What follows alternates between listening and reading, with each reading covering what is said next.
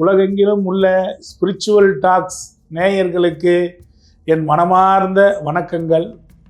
நண்பர்களே, உங்களுக்கு என்ன அதிர்ஷ்டம், உங்களுக்கு எது அதிர்ஷ்டம் என்பதனையும், எந்த வழிபாடு அதிர்ஷ்டத்தை தரும் என்பதனையும், என்ன மாதிரி நோய் உங்களுக்கு வரும் என்பதனையும், உங்களுக்கு கடன் ஏற்படுமா, ஏற்பட்டால் அது தீருமா என்பதனையும், அது தீருவதற்கு ஏதாவது ஒரு வழி இருக்கிறதா என்பதனையும், உங்களுக்கு அதிர்ஷ்ட தேவதை எது என்பதனையும் மிக எளிமையாக அருமையாக இந்த ஸ்பிரிச்சுவல் டாக்ஸ் நேயர்களுக்கு தரப்போகிறேன்.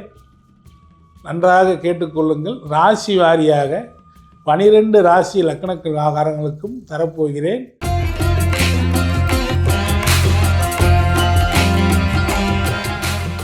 துலா ராசிக்கு 5ஆம் இடமாக கும்பமே வருகிறது. கும்பகோணமே கோணம் அப்படிங்கிற மாதிரி கும்பகோணத்துக்கு போங்க.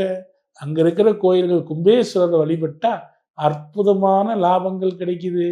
இல்லைன்னா கும்பாபிஷேகம் செய்யக்கூடிய எத்தனையோ கோயில் இருக்குது, பால் அடைஞ்சு கிடக்குது. கும்பாபிஷேகத்துக்கு முடிஞ்ச உதவிகளை பணமாக கொடுங்க, முடியலைன்னா உழைப்பாக கொடுங்க. கொடுத்து பாருங்க, அற்புதமான வாய்ப்பு உங்களுக்கு கிடைக்கும். நீங்கள் ஒரு அடி எடுத்து வச்சிங்கன்னா இறைவன் உங்களோட 1000 அடி உடியாருவார். அதே மாதிரி பாருங்கள், கும்பத்தில் காற்று வீடு, அங்கே அவிட்டம் இருக்குது. அப்போ அவிட்டம்னா புலி. பொதுவாக பாருங்கள், அந்த அவிட்டத்துக்கு உண்டான தெய்வமான முருகனை அற்புதமாக வழிபடுங்க. சதயம்னா 100, அது மதுரை மீனாட்சி அம்மன் கோயில். சதயத்துக்கு உண்டான கோயில் மதுரை மீனாட்சி சுந்தரேஸ்வரரை போய் வழிபடுங்க. அற்புதமான வாய்ப்பு கிடைக்கும். அப்படின்னா குளித்தலை பக்கத்தில் இருக்கிற கடம்ப கடேஸ்வரர் கோயிலை வழிபட்டு பாருங்க. அற்புதமா, மிக மிக மிக அற்புதமா. நண்பர்களே, அதுக்கெல்லாம் ஒரு உண்மையிலேயே குளித்தலை கடம்பகரேஸ்வரர் கோயில் கடம்பவனேஸ்வரர் கோயில் பக்கத்திலேயே அவிட்டத்திலேயே பிறந்து அவிட்டத்திலேயே முக்தியான திருப்பதி ராஜா ஜீவசமாதிகள் இருக்குது. அப்போ பாருங்க, அது கும்பம்னு இருக்குது. கும்பத்துக்கு உண்டான சமாதி அங்கே இருக்குது. அருமையாக வழிபடுங்க, மிகச்சிறந்த வெற்றி. துலா ராசி துலா லக்னக்காரங்களுக்கு இங்கே போய் வழிபட்டிங்கன்னா அதிர்ஷ்டம் அருமையாக கிடைக்கும். அதுக்கடுத்து பூரட்டாதிக்கு உண்டானவர் குபேர வழிபாடு திருப்பதி போயிட்டு வாங்க, அருமையாக நடக்கும். குபேரன் எங்கேயும் தொழாவாதீங்க. திருப்பதியில் தான் குபேரன் பெருமாளுக்கு கடன் கொடுத்துட்டு அங்கேயே உட்காந்து வட்டி வசூல் பண்ணிகிட்டு இருக்கிறாரு.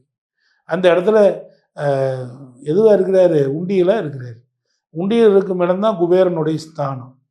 அதனால தான் அங்கே கொட்டிக்கிட்டே இருக்குது. அங்கே போய் வழிபடுங்க, நிச்சயம் நடக்கும். அதே போல் 6ஆம் இடம் இவங்களை பொறுத்த வரைக்கும் குருவின் வீடு. கடகத்துக்கு எப்படி 6ஆம் இடம் குருவின் வீடு, அதே மாதிரி துலாத்துக்கும் 6ஆம் இடம் குருவின் வீடு.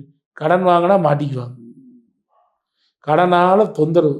குருனாவே உற்பத்தியாளர், அவர் கடனை பெருக்கிட்டு தான் போக, குறைக்கவெல்லாம் அவருக்கு தெரியாது. அதனால் கடன் வாங்கினா ரொம்ப கவனமாக கட்டணும். அங்கே 6ஆம் இடத்துலையே பாருங்கள், 6ஆம் அதிபதி நட்சத்திரமான பூரட்டாதி இருக்குது. இப்போ பூரட்டாதினா ஒரு கடனை வாங்கி இன்னொரு கடனை வாங்கிடுவாங்க, தங்கத்தை வச்சு கடனை வாங்கிடுவாங்க.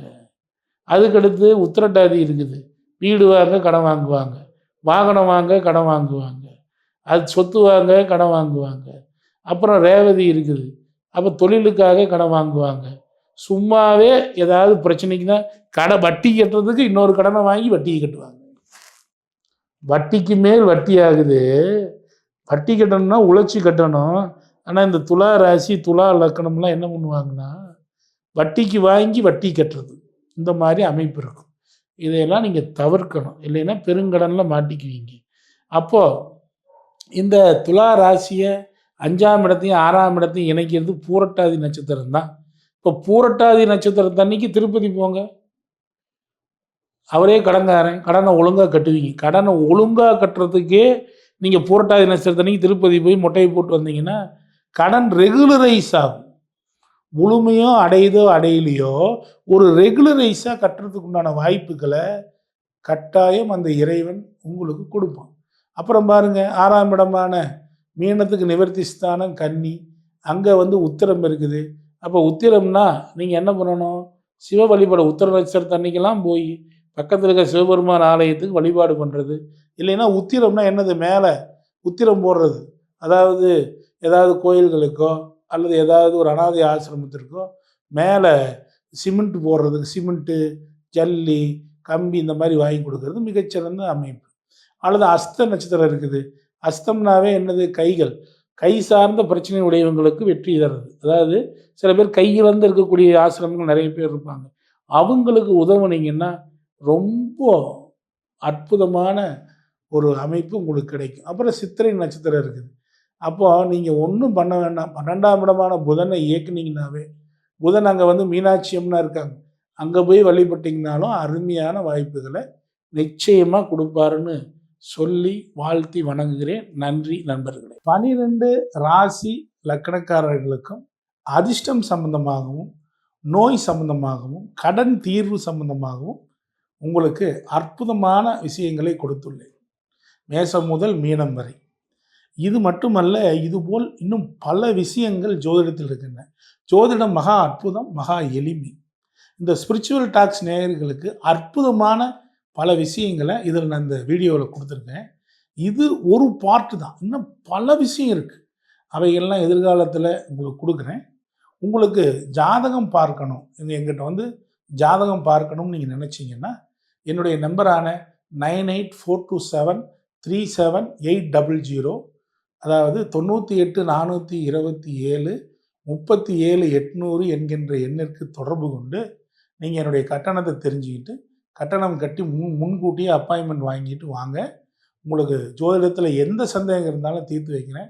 நண்பர்களே, இது வரைக்கும் 100க்கும் மேற்பட்ட வகுப்பு எடுத்திருக்கிறேன்.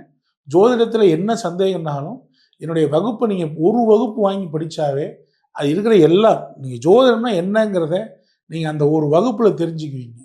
அப்போது நீங்கள் ஜோதிடம் கற்றுக்கிறவங்களா இருந்தால் தைரியமாக எனக்கு நீங்கள் ஃபோன் பண்ணி என்னுடைய குழுவில் சேர்ந்துக்கிட்டு நீங்கள் வந்து என்னுடைய வகுப்பு பாடங்கள் வீடியோவாக இருக்குது, வாங்கி படிக்கலாம். ஜோதிடத்தில் இருக்கக்கூடிய எல்லா விஷயத்தையும் சொல்லியிருக்கேன்.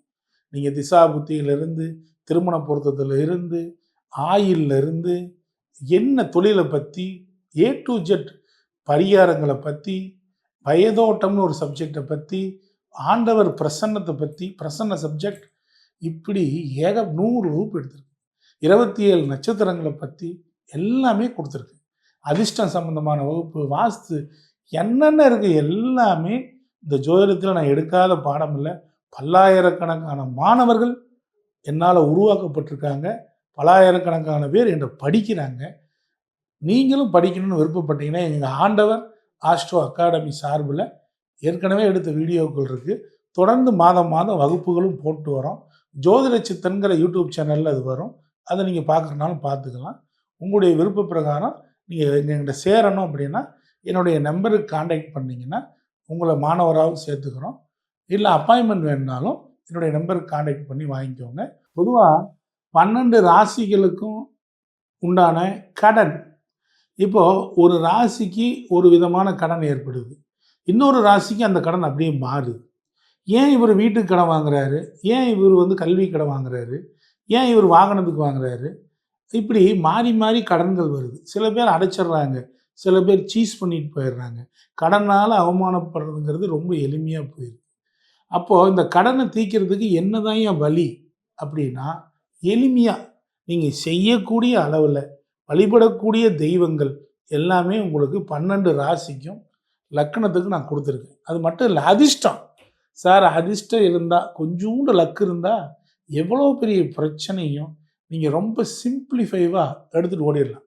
அப்போது ஒவ்வொரு ராசிக்கும் அதிர்ஷ்டம்னா என்ன, அதிர்ஷ்டம் எப்படி சார் எனக்கு இருக்கா, அதிர்ஷ்டத்தை இல்லைன்னா எப்படி நான் இயக்கிறது அப்படிங்கிறதையும் உங்களுக்கு ரொம்ப எளிமையாக இந்த ஸ்பிரிச்சுவல் டாக்ஸ் நேயர்களுக்கு கொடுத்துருக்கேன். நோய் ஏன் வருது, என்ன விதமான நோய் வரும், எப்படிப்பட்ட நோய் வரும், அதுக்கு ஏதாவது தீர்வு பண்ண முடியுமா, அதுக்கெல்லாம் என்ன தீர்வு அப்படிங்கிறதையும் கொடுத்துருக்கேன். பொதுவாக நோயினா நம்ம மருத்துவரை அணுகிறது தான் முதல் வேலை. பட் அதுக்கு அடுத்தும் கூட நோய் மருத்துவர்கிட்ட போய் மருந்து சாப்பிட்டாலுமே அதுக்குண்டான சில கர்மாவை கழிக்க ஆட்டோமேட்டிக்காக என்னாகும், நம்முடைய நோய் மருந்துக்கும் குணமாகும், நல்ல மருத்துவர்னால ஈஸியாக குணமாகும். சில பேர்த்துக்கு நல்ல மருத்துவர் கூட அமைய மாட்டாங்க. அவங்களுக்கு கூட ஒரு அற்புதமான வாய்ப்பை இந்த ஸ்பிரிச்சுவல் டாக்ஸ் நேயர்களுக்காக நான் வழங்கியிருக்கேன். இதையெல்லாம் பயன்படுத்தி நீங்கள் வெற்றி மேல் வெற்றி பெற நான் என்னுடைய மனமார்ந்த ஆசீர்வாதங்களை நான் வழங்குகிறேன். சென்னிமலை ஆண்டவனின் கருணையினால் நீங்கள் அனைவரும் நல்லா இருப்பீங்க. நன்றி நண்பர்களே.